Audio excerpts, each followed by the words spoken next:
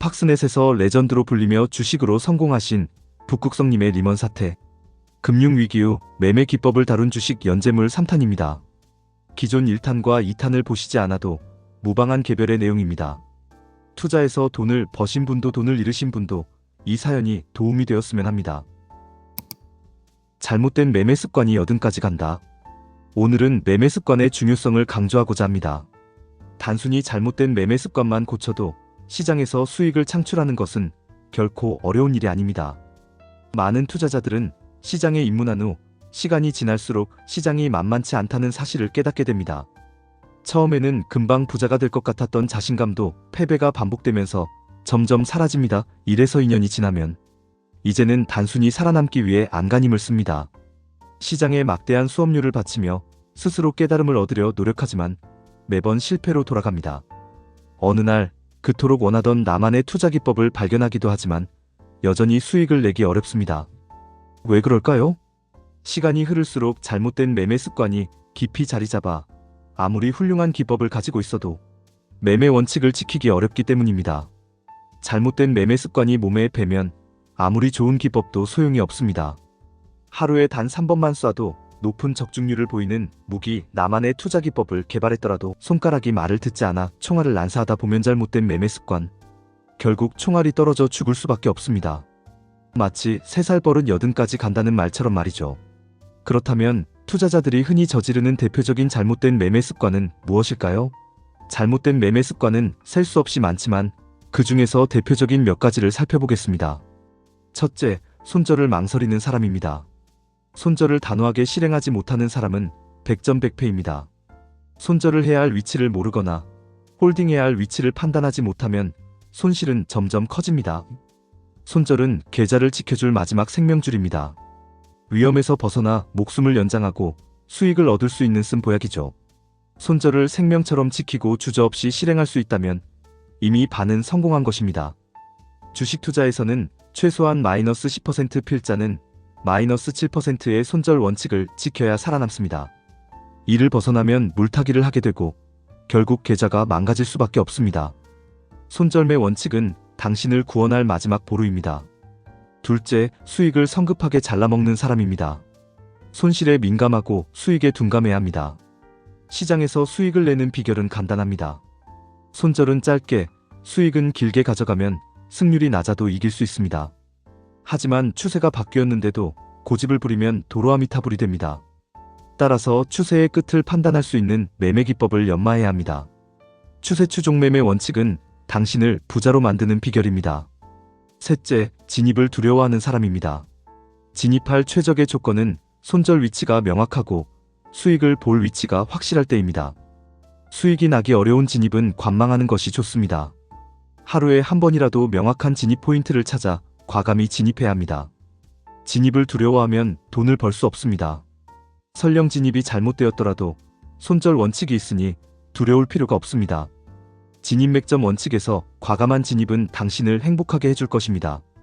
넷째, 매매가 잦은 사람입니다.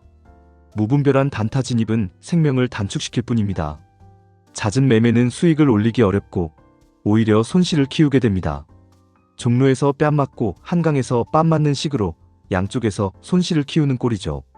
진입 횟수 줄이기 원칙은 매매 습관을 바꾸는 첫걸음입니다.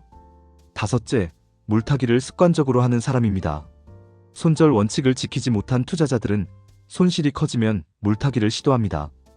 하지만 물타기하는 위치가 반등 지점이 아니라면 계좌는 결국 망가질 수밖에 없습니다. 흙타기 원칙은 어렵지만 계좌를 배부르게 해줄 것입니다. 여섯째, 자신의 잘못된 습관을 바꾸지 않는 사람입니다. 수익이 나지 않는다면 무엇인가 바꿔야 할 것이 있다는 의미입니다. 변화하지 않으면 아무것도 나아지지 않습니다. 부단히 연구하고 잘못된 점을 찾아 고치는 습관이 필요합니다. 좋은 매매 습관 원칙은 시장에서 당신을 구원할 등대입니다. 잘못된 매매 습관은 이외에도 많습니다. 제로섬 게임인 시장에서 최소한의 수업료를 내며 수익을 내는 좋은 습관을 빨리 익히는 것이 중요합니다. 좋은 습관은 머리가 아니라 몸이 기억해야 합니다. 상황이 오면 몸이 자연스럽게 반응할 수 있도록 나쁜 습관을 바꾸기 위한 노력이 필요합니다. 다시 한번 자신의 잘못된 습관을 곰곰이 생각해 보세요. 그 습관이 바뀌지 않는 한 시장에서 승리할 수 없습니다. 준비하는 자에게 미래는 두렵지 않습니다. 지금 준비하고 있나요? 새해의 꿈 10억 만들기. 오늘은 많은 사람들이 꿈꾸는 새해의 목표인 10억 만들기에 대해 이야기해 보겠습니다. 최소한 금융자산 10억 원은 부자 반열에 올라설 수 있는 출발점이라고 할 수 있습니다. 이미 많은 재테크 사이트에서 10억 만들기의 방법론을 여러 가지 제시하고 있지만 그 방법론은 일일이 열거하기 어려울 정도로 무수히 많습니다. 크게 나누어 보면 다음과 같습니다. 자린고비 부자 안 먹고 안 쓰고 허리띠를 졸라매서 부자가 되는 방법입니다. 이렇게 부자가 되고 싶으신가요? 현금 부자 저위험 저수익의 안전자산 투자로 천천히 부자가 되는 방법입니다. 부자 되기도 전에 늙겠네요. 주식 부자 고위험 고수익의 주식 및 선물 투자로 부자가 되는 방법입니다. 하지만 주변에서 주식 선물로 부자된 사람은 별로 없죠. 부동산 부자 저위험 고수익의 부동산 투자로 부자가 되는 방법입니다. 하지만 현재 아파트 값이 떨어지는 상황에서 두렵습니다. 원래 부자 부모 잘 만나 태어날 때부터 부자가 되는 방법입니다. 이런 부자는 부럽지 않습니다. 행복이 뭔지 모를 듯하네요. 그렇다면 우리는 어떤 부자를 추구해야 할까요? 부자로 가는 길은 여러 가지가 있지만 정작 부자가 되기는 낙타가 바늘구멍 통과하는 것만큼 힘듭니다. 제가 생각하는 10억 만들기 프로젝트는 다음과 같습니다. 1단계 기초 종자돈 시드머니 1천만원 만들기. 1,000만원 정도 모으는 것은 자신의 노력으로 단기간 내에 충분히 가능합니다. 이때는 철저히 자린고비 부자를 추구해야 하지 않을까요? 2단계 중간 종자돈 5천만원 만들기. 5천만원의 종자돈을 만드는 방법 역시 여러 가지가 있습니다. 2단계에서는 주식이나 선물 투자를 통한 주식 부자를 추구해야 합니다. 문제는 돈 벌려다 까먹어서 다시 1단계로 굴러 떨어지기 쉽다는 것입니다. 3단계 기본 종자돈 1억 원 만들기. 1억 원은 있어야 부자로 가는 입구에 들어설 수 있습니다. 중간 종자돈 5천만 원이 모아지면 포트폴리오 투자가 필요합니다. 주식 투자 및 시장 약세 시 선물 포지션 투자에 포트폴리오 투자가 필요합니다. 경우에 따라 만기주에 약간의 수익금을 가지고 옵션 방향성 베팅을 하기도 합니다. 4단계 전단계 종자돈 5억 원 만들기. 5억 원은 되어야 부자로 가는 길에 입문한다고 할 수 있습니다.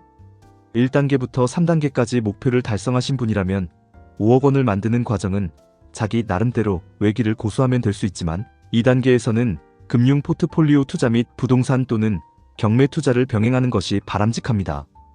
5단계의 1차 목표 달성액 10억 원 만들기. 10억 원이 되어야 비로소 부자의 길에 들어섰다고 할 수 있습니다. 저는 외길 부자가 아닌 포트폴리오 부자를 추구합니다.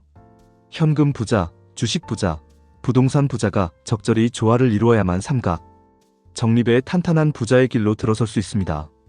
이 5단계를 통하여 10억 원의 목표를 달성하면 그 이상의 목표도 충분히 추구할 수 있다고 봅니다. 100억 원의 자산가가 되는 것도 꿈만은 아닐 것입니다.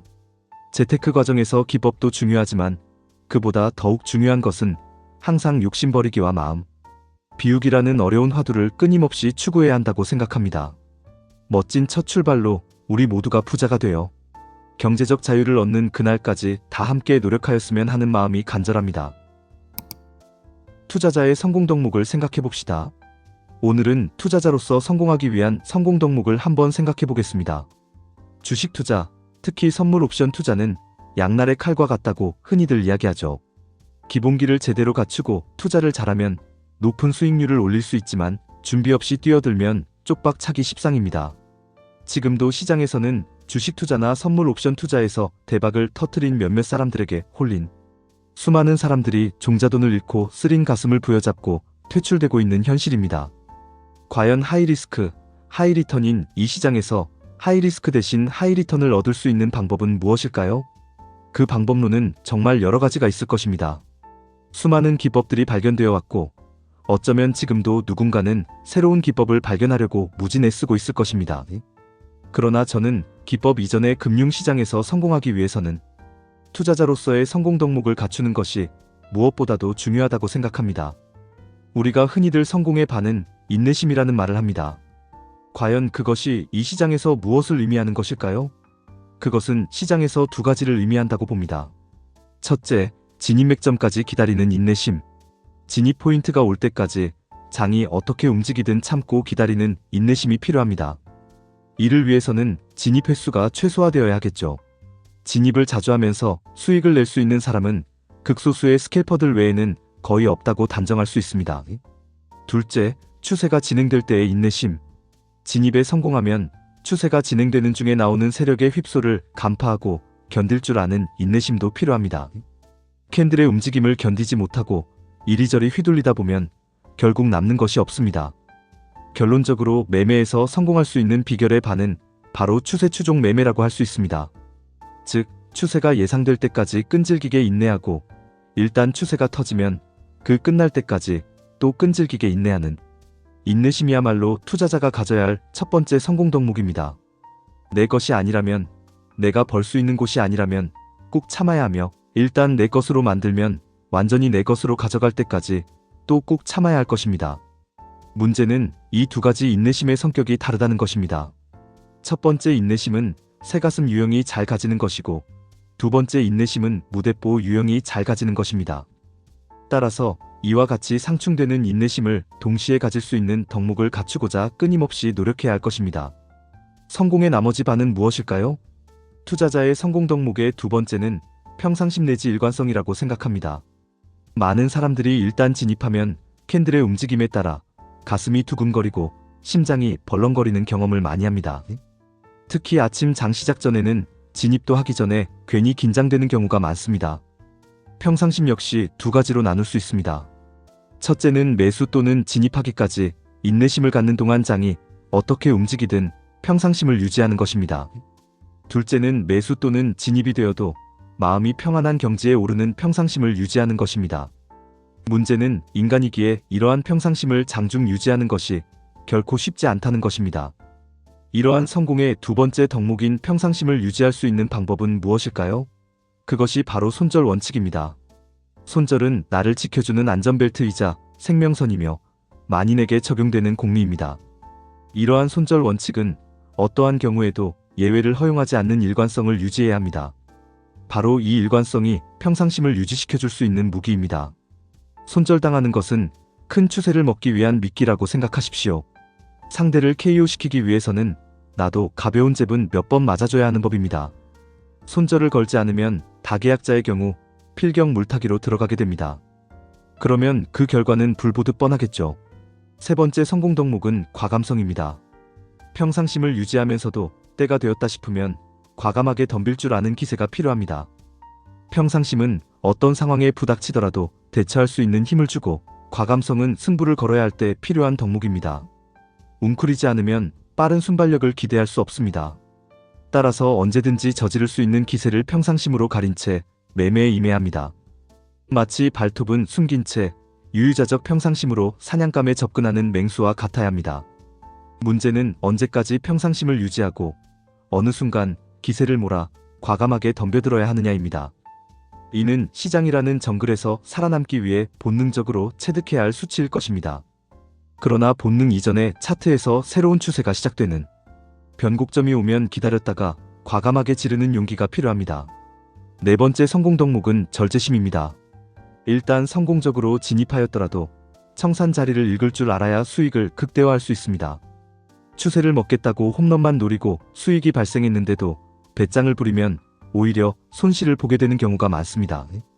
탐욕은 매매에서 금물입니다. 추세를 먹는다고 해서 끊임없이 욕심을 부린다면 오히려 도로아미타불이 되는 경우가 많습니다. 따라서 끊어야 할 자리를 정확히 읽고 적정한 수익에 만족할 줄 아는 절제력이 중요합니다. 이러한 절제력은 수익을 줄 때뿐만 아니라 손실이 발생할 때도 발휘되어야 합니다. 손절 라인에서 끊지 못했다면 공포에 대한 절제력을 발휘하여 손실을 최소화해야 합니다. 다섯 번째 성공 덕목은 유연성입니다. 어떤 투자 기법을 발견하면 잘 맞지 않는 경우에도 그 기법을 고집하는 경우가 많습니다. 어떤 기법도 완성된 기법은 없습니다. 기법에 문제가 있으면 끊임없이 수정할 필요가 있습니다. 매매에서 선입견이나 고정관념을 가지는 것은 매우 위험합니다. 시장의 뷰비를 한쪽으로 고정시키면 하루 종일 고생하게 됩니다.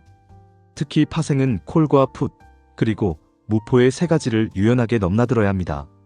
시장의 흐름이 불분명할 경우에는 미련을 갖지 말고 바로 빠져나오는 것이 중요합니다. 시장은 예측의 영역이 아니라 대응의 영역입니다. 우리는 항상 시장의 흐름을 거역하지 않고 순응해야 합니다. 여섯 번째 성공 덕목은 집중력입니다. 시장이 열리는 동안 끊임없이 차트를 분석할 수 있는 집중력과 진입에 성공하였을 때 언제 자르고 나와야 할지를 집중하는 끈기가 필요합니다. 마지막으로 체력입니다. 시장에서 세력들과 싸워 이기기 위해서는 장중 끊임없이 성공 덕목을 발휘할 수 있는 체력을 길러야 합니다. 파생 매매나 주식 대의 매매에서 오전 중에는 수익을 올리다가도 오후가 되면 깨지는 경우가 많습니다. 이는 집중력의 한계, 즉 체력이 소진되기 때문입니다. 따라서 장중에도 진입을 기다리는 도중 가벼운 스트레칭과 장마감 후 체력을 유지하기 위한 운동은 필수적입니다. 우리는 개미 투자자이지만 시장에서 세력과 맞서 싸워 이길 수 있는 선수가 되어야 합니다. 위에서 언급한 각종 성공 덕목은 이율배반적인 성격을 가질 수 있습니다. 따라서 선수 내지 고수가 되기 위해서는 어쩌면야 누수적인 긍정적인 양면성의 성품을 함양해야 할 것입니다.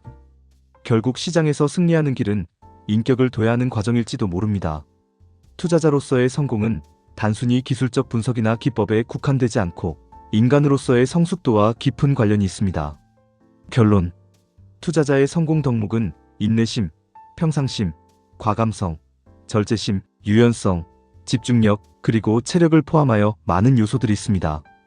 이 덕목들은 서로 상충되기도 하지만 모두가 조화롭게 작용해야 진정한 성공으로 이어질 수 있습니다. 성공적인 투자자는 단순히 높은 수익률을 추구하는 것이 아니라 안정적인 수익을 지속적으로 창출할 수 있는 능력을 가져야 합니다. 따라서 자신이 가진 덕목들을 지속적으로 발전시키고 시장의 변화에 유연하게 대응하는 자세가 필요합니다. 이 모든 덕목을 갖추기 위해서는 끊임없는 자기 반성과 학습이 필수적입니다. 매매를 통해 얻은 경험과 교훈을 바탕으로 자신을 발전시키고 더 나아가 인격적으로도 성장할 수 있도록 노력해야 합니다. 앞으로도 투자자로서의 덕목과 관련된 생각을 나누고 실제 사례를 통해 더 많은 통찰을 제공할 수 있도록 하겠습니다. 여러분의 투자 여정이 성공적이길 바라며 항상 시장의 흐름에 귀 기울이고 자신을 돌아보는 기회를 가지시길 바랍니다.